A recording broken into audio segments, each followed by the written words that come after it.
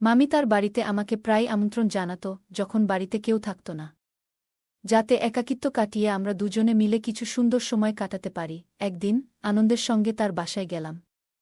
যখন পৌঁছালাম সে তখন স্নান সেরে বাথরুম থেকে বের হচ্ছিল। তাকে দেখে আমি কিছুটা হতবাক হয়ে গেলাম। সে তোয়ালে জড়ানো অবস্থায় ছিল এবং তার শরীর তখনও ভেজা ছিল।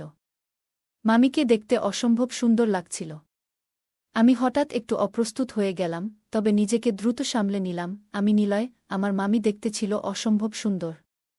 গায়ের রং ছিল ফর্সা, একটু স্বাস্থ্যবান, যা তাকে আরও বেশি সুন্দর করে তুলেছিল। তাকে দেখে মনে হতো না যে তার বয়স ৩০ বছর। আমি তাকে ফিসফিস করে জানালাম যে আমি আমার মামা রোহিত এর বাড়িতে থাকতে এসেছি। গ্রীষ্মের ছুটি চলছিল, আর আমার মা বাবা দুজনেই সরকারি চাকরিতে ছিলেন, তাই তাদের কাজের কারণে প্রায় অন্য শহরে যেতে হতো। এই সময়ও তারা কয়েকদিনের জন্য শহরের বাইরে যাচ্ছিলেন এবং ভাবলেন আমাকে আমার মামার বাড়িতে রেখে আসা ভালো হবে।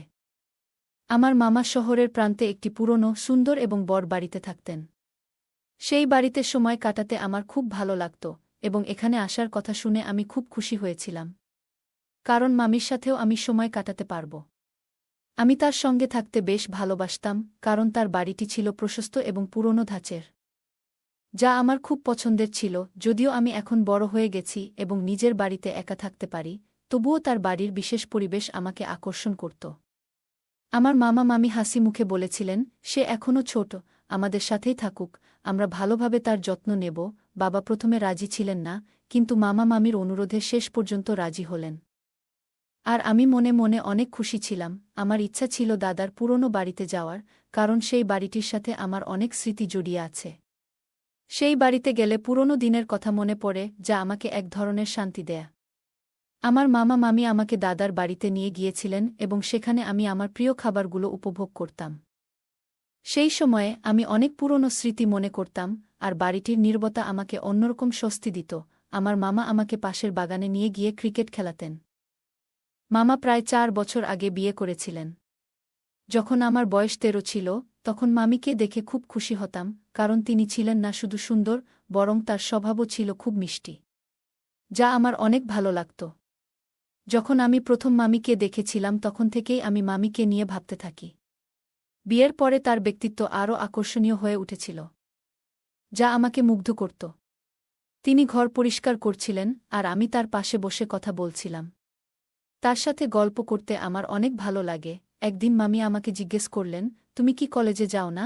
আমি হাসি মুখে বললাম, না মামি, সেমিস্টার শেষ, তাই ছুটিতে আছি। মামি হেসে বললেন, তাহলে তুমি বেশ মজা করছ। কয়েকদিন পর মামা জানালেন যে তিনি ২০ দিনের জন্য শহরে যাচ্ছেন, তবে আমাকে বাড়িতে থেকে যেতে বললেন। এতে আমি তার স্বভাব এবং জীবনযাত্রা সম্পর্কে আরও ভালোভাবে জানতে পারলাম। আমি না থাকলে হয়তো মামিকে তার সাথে নিয়ে যেত। আমি থাকার কারণে মামিকে আমার সাথে রেখে গেল, কারণ তারা এখনও আমাকে ছোট মনে করে। মামি প্রচুর চা পান করতেন এবং সবসময় খোলা দুধ দিয়ে চা বানাতেন, যা আমার কাছেও বেশ ভালো লাগত। একদিন আমি একটি গেম খেলছিলাম এবং খেয়াল করলাম মামি আমার পাশে বসে খেলা দেখছেন। তার উপস্থিতি আমাকে অবাক করল, তবে আমি খেলা চালিয়ে গেলাম। সন্ধ্যায় আমি মামির সঙ্গে কিছুক্ষণ বসে গল্প করলাম এবং এরপর থেকে আমাদের সম্পর্ক আরও গভীর হল। তার সাথে আমি অনেক বকবক করছিলাম। সেদিন আমি মামির রুমের দিকে গেলাম, কোনো বিশেষ উদ্দেশ্য ছিল না। কিছুক্ষণ পর আমি বিছানায় শুয়ে পড়লাম। একটু পরে ভাবলাম চা খেতে চাই, তাই মামিকে বললাম। তিনি হাসি মুখে বললেন, কেন নয়, আমি মাত্র ২ মিনিটে ফ্রেশ হয়ে আসছি। তিনি বাথরুমে চলে গেলেন, আর আমি সামনের লনে ফুলগুলো দেখতে থাকলাম। কিছুক্ষণ পরে মামি এসে চা নিয়ে এলেন, আর আমি তার দেয়া চায়ের কাপে চুমুক দিলাম। এদিকে আমি একটি ফুল হাতে নিলাম এবং মামিকে দিলাম। বললাম, আমার সব ইচ্ছা পূরণ হয়ে গেছে। তারপর বললাম, আমি সারাদিন বাসা থেকে একটু বিরক্ত হয়ে গেছি। মামি হেসে বললেন, ঠিক আছে, একটু চা খেয়ে মজা করো। মামির জীবন নিয়ে কথাবার্তা বলতে বলতে বুঝলাম, তার জীবনটা কেবল ঘরোয়া দায়িত্বের মধ্যেই সীমাবদ্ধ ছিল। কোথাও বেড়াতেও যেত না। রাতের খাবার শেষ করার পর আমি একটি মুভি দেখতে বসলাম, আর মামি এসে আমার পাশে বসে মুভি দেখতে লাগলেন। আমি বারবার মামির দিকে তাকিয়ে থাকতাম। যখন মুভি চলছিল, মামি বললেন, তুমি কি ধরনের সিনেমা পছন্দ করো? আমি উত্তর দিলাম, আর তিনি মুভির দিকে মনোযোগ দিলেন। একটু পর বললেন, তুমি কি অন্য কোনো মুভি চালাতে পারো? আমি একটি ইন্ডিয়ান মুভি চালিয়ে দিলাম আর আমরা দুজনেই চুপচাপ মুভি দেখতে থাকলাম। মুভি চলাকালীন মামি আরাম করে বসেছিলেন আর আমি তার দিকে তাকিয়ে দেখলাম যে তিনি মুভিতে মগ্ন, আর আমি তার দিকে তাকিয়ে থাকলাম। আমার তাকিয়ে থাকা দেখে মামি মুচকি হেসে বললেন, তুমি এতদিন ধরে কাউকে দেখোনি, তাই না? আমি হেসে বললাম, হ্যাঁ, ঠিকই ধরেছ, এত সুন্দর মানুষ হতে পারে, এই রকম মানুষকে আমি এর আগে দেখিনি মামি। মামি একটু লজ্জা পেলেন। মামি মজা করে বললেন, তাহলে একটু রিল্যাক্স করো, মুভি উপভোগ করো, আমাকে দেখা বাদ দেও। আমরা মুভি দেখতে দেখতে সময় কাটালাম, আর এর মধ্যে অনেক কথাবার্তা হলো। মামির হাসি মুখে কথাগুলো আমাকে ভাবায় জীবনের ছোটখাটো আনন্দগুলো আসলে কতটা মূল্যবান। মামির সাথে কাটানো সময়গুলো আমাদের সম্পর্ককে আরও দৃঢ় করছিল। মামি অনেক হাসিখুশি ছিল আমার সাথে। আমরা একসাথে সময় কাটাতে গিয়ে একে অপরকে আরও ভালোভাবে বুঝতে পারছিলাম। মামি বুঝতে পেরেছিলেন যে আমার মধ্যে একটা নির্দোষতা আর দুষ্টুমির মিশেল রয়েছে, এবং তিনি তা উপভোগ করছিলেন। এভাবেই আমাদের সম্পর্কের মধ্যে নতুন এক উষ্ণতা এবং বোঝাপড়ার সৃষ্টি হচ্ছিল। দিন দিন মামিও আমার প্রতি দুর্বল হচ্ছিল। আমার সাথে সময় কাটাতে তারও এখন ভালো লাগতে শুরু করেছে। একদিন রাত 10টার দিকে মামির মোবাইলে একটা ফোন এলো। তিনি ফোনটা নিয়ে তার রুমের দিকে চলে গেলেন। আমি তখন মুভি দেখছিলাম, কিন্তু মুভি শেষ করে টিভি বন্ধ করার সময় মামির রুম থেকে তার কণ্ঠস্বর শুনতে পেলাম। তিনি ফোনে বলছিলেন, আমি তোমাকে অনেক মিস করছি। তার কণ্ঠে একটা অনুভূতি ছিল যা আমাকে একটু বিস্মিত করল। জানি সেটা মামকেই বলছিল। মামি মামাকে অনেক মিস করছিল হয়তো। পরদিন সকালে ঘুম থেকে উঠে রান্নাঘরে গেলাম। মামির রুমের দরজা বন্ধ ছিল। বুঝলাম তিনি এখনও ঘুমাচ্ছেন। মনে হয় রাতে মামার সাথে অনেকক্ষণ কথা বলছে ফোনে। আমি নাস্তার জন্য কিছু স্লাইস গরম করছিলাম, তখন মামি ঘুম থেকে উঠে বাইরে এলেন। তাকে একটু ক্লান্ত মনে হচ্ছিল। তিনি হেসে বললেন, আমি রাতে ভালো ঘুমাতে পারিনি, তাই দেরি করে উঠেছি। মামিকে বললাম, রাতে মনে হয় ফোনে মামার সাথে অনেকক্ষণ কথা বলছিলে, তাই না? মামি একটু লজ্জা পেয়ে কিছু বলল না। আমি হেসে বললাম, কোনো সমস্যা নেই। আপনি নাস্তা করতে চান? আমি আজ আপনার জন্য নাস্তা তৈরি করে দেব। মামি হেসে সম্মতি দিলেন এবং ফ্রেশ হতে চলে গেলেন। আমি নাস্তা তৈরি করতে লাগলাম আর ভাবছিলাম কিভাবে তার দিনটা একটু বিশেষ করে তোলা যায়। কিছুক্ষণ পরে মামি এসে নাস্তা দেখে মুচকি হাসলেন। মামি বললেন, তুমি যা বানাও সেটা নিশ্চয়ই ভালোই হবে। আমি উত্তর দিলাম, এই নাস্তাটাই আজকের দিনের সবচেয়ে গুরুত্বপূর্ণ অংশ। আমরা দুজনেই একসঙ্গে নাস্তা করলাম এবং মামির মুখের হাসি দেখে আমার মন ভরে গেল। মনে হল আমাদের সম্পর্কের মধ্যে নতুন একটা অধ্যায় যোগ হল। আর আমি চাচ্ছিলাম মামি আমার মনে কথা বুঝুক। তাকে আমি অসম্ভব ভালোবাসিতে শুরু করেছি। তাই এখন আমি তার সাথে অনেক সময় কাটাই। মামি মুচকি হেসে আমার মাথায় হাত বুলিয়ে বললেন, তুমিও কি এখনকার ছেলেদের মতো একটু বেপরোয়া হয়ে গেছ? তারপর তিনি হালকা করে আমার গালে চাপ দিয়ে বললেন, আরামে বসে নাস্তা করো। মামি আমাকে ধন্যবাদ জানিয়ে বললেন, চলো বন্ধুত্ব করি। আজকের নাস্তাটা বেশ মজার হয়েছে। আমি হেসে বললাম, তাহলে কি আমরা বন্ধুত্ব করলাম? মামির মৃদু হাসি দিয়ে আমার গালে চিমটি কেটে বললেন, তুমি তো আমার বন্ধু।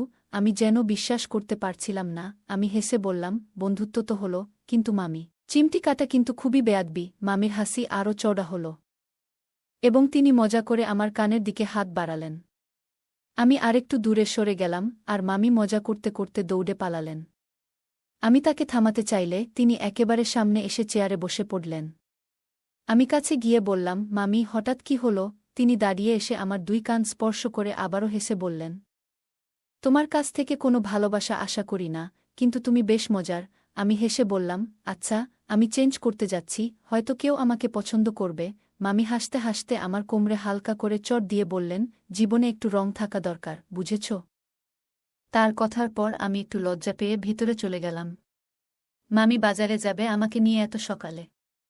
তাই কিছুক্ষণ পর আমি রুম থেকে বের হয়ে সোফায় বসে টিভি দেখতে শুরু করলাম। তখন আন্টি রেডি হয়ে বাইরে এলেন। তার উপস্থিতি যেন পুরো ঘরটা আলোকিত করে তুলল।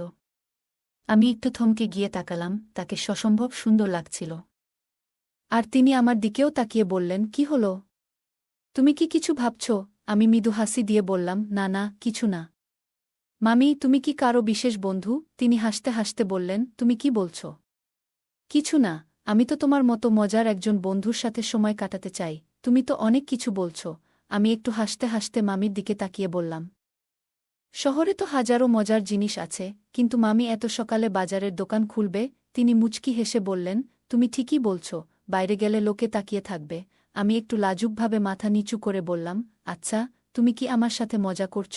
মামি হেসে উত্তর দিলেন, না না, এমন কিছু না, একটু থেমে। মামি আমার দিকে তাকিয়ে বললেন, তোমার কি সত্যিই কোনো বিশেষ বন্ধু নেই? আমি একটু ভেবে বললাম, এখনও কাউকে পাইনি, কিন্তু যদি পাই, ওকে আমার জীবনের অংশ বানাবো। মামি হেসে বললেন, তুমি খুব সৎ ছেলে। আমি হেসে বললাম, তাহলে তুমি থামবে না, তাই না? মামি বললেন, দুধ শেষ হয়ে গেছে, বাজার থেকে আনতে হবে। আমি মাথা নেড়ে বললাম, ঠিক আছে, আমি একটু ফ্রেশ হয়ে আসছি। আমাদের সম্পর্কের দিনগুলো যেন নতুন রং পাচ্ছিল, মামির সাথে কাটানোর সময়টা যেন অন্যরকম কিছু হয়ে দাঁড়িয়েছিল, আমাদের মধ্যে একটা সতেজতা এবং ভালো বোঝাপড়া তৈরি হচ্ছিল। কিন্তু একদিন হঠাৎ করে সবকিছু বদলে গেল। যখন আমি রুমে ঢুকলাম, সেখানে যা দেখলাম তা আমাকে হতভম্ব করে দিল। আমার চোখের সামনে যা ঘটছিল তা এতটাই অপ্রত্যাশিত ছিল যে আমি কিছুক্ষণ থমকে দাঁড়িয়ে রইলাম। মামি কিছুটা বিব্রত হয়ে আমার দিকে তাকালেন, আর আমি লজ্জায় মুখ নিচু করে ফেললাম। আন্টি এসে আমার কাঁধে হাত রেখে বললেন, কিছু মনে করো না, এটা ছিল শুধুমাত্র একটা ভুল বোঝাবুঝি। আমি একটু মাথা নিচু করে বললাম, তুমি কি মনে করো আমি তোমাকে ভুল বুঝব? তিনি হেসে বললেন, না না, এই মুহূর্তগুলো আমাদের সম্পর্ককে একটু নতুন করে বুঝতে শিখিয়েছিল। তবে আমি অনুভব করলাম যে আমাদের মধ্যে যে ভালোবাসা ছিল তা কোনো বিশেষ উদ্দেশ্যে নয়, বরং তা ছিল শুধুমাত্র বন্ধুত্বের একটি সরল বহিঃপ্রকাশ। কিন্তু মামি গভীরভাবে নিঃশ্বাস নিয়ে আমার দিকে তাকালেন, যেন কিছু বলার চেষ্টা করছেন। আমি একটু থেমে বললাম, কিন্তু তুমি আমাকে কিছুক্ষণ থাকতে দাও না? মামির মুখে একটি নাজুক অবস্থা ফুটে উঠল। তিনি তার বিছানায় বসে আমার দিকে তাকিয়ে মৃদু স্বরে বললেন, শান্ত, তুমি যা করছ তার জন্য ধন্যবাদ দিতে হবে। মামির কথায় একটা গভীর অনুভূতি ছিল, এবং আমি বুঝতে পারছিলাম যে তিনি মুহূর্তটিকে গুরুত্ব দিয়ে নিচ্ছেন। তার চোখে কিছু দুশ্চিন্তা ছিল, যা দেখিয়ে দিচ্ছিল যে তিনি নিজেকে বোঝার এবং মেনে নেওয়ার জন্য লড়াই করছেন। আমি মাথা নেড়ে বললাম, ঠিক আছে মামি, তুমি একটু বিশ্রাম করো। এরপর আমি আমার রুমে ফিরে এলাম, কিন্তু মনে হলো মামি অনুভূতিতে কিছু একটা ছিল যা তাকে বিভ্রান্ত করছিল। কিছুক্ষণ পর মামি ফ্রেশ হয়ে আমার কাছে এসে আন্তরিকভাবে ক্ষমা চাইলেন।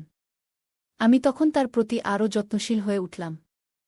বুঝতে পারলাম যে তিনি তার একাকিত্ব কাটানোর জন্য কিছুটা সাপোর্ট খুঁজছেন। আমি তাকে মানসিকভাবে সমর্থন দেওয়ার চেষ্টা করলাম, যাতে তিনি একা না বোধ করেন। এই সময়গুলো আমাদের সম্পর্ককে আরও দৃঢ় করে তুলল। মামির অবস্থা এবং তার মানসিক সংগ্রাম আমাকে শিখিয়েছিল যে জীবনের প্রতিটি মুহূর্তকে মূল্য দিতে হবে। আমি বুঝতে পারলাম আমাদের প্রিয়জনদের সাথে সময় কাটানো কতটা গুরুত্বপূর্ণ। যখন আমার মা ও বাবা বাড়ি ফিরে এলেন, তখন আমি উপলব্ধি করলাম যে এই অভিজ্ঞতাটি আমার হৃদয়ে চিরকালের জন্য গেঁথে থাকবে। জীবনে সুখী থাকা এবং সম্পর্কের আসল মূল্য হল একে অপরের পাশে থাকা, ভালোমন্দ সময়ে সম্পর্ক বজায় রাখা। গল্পটা কেমন লাগলো জানাতে ভুলবে না। আরও মজার মজার রোমান্টিক গল্প শুনতে চাইলে ভিডিওটি লাইক, শেয়ার এবং চ্যানেলটি সাবস্ক্রাইব করতে এবং বেল আইকনটি ক্লিক করতে ভুলবে না। ধন্যবাদ।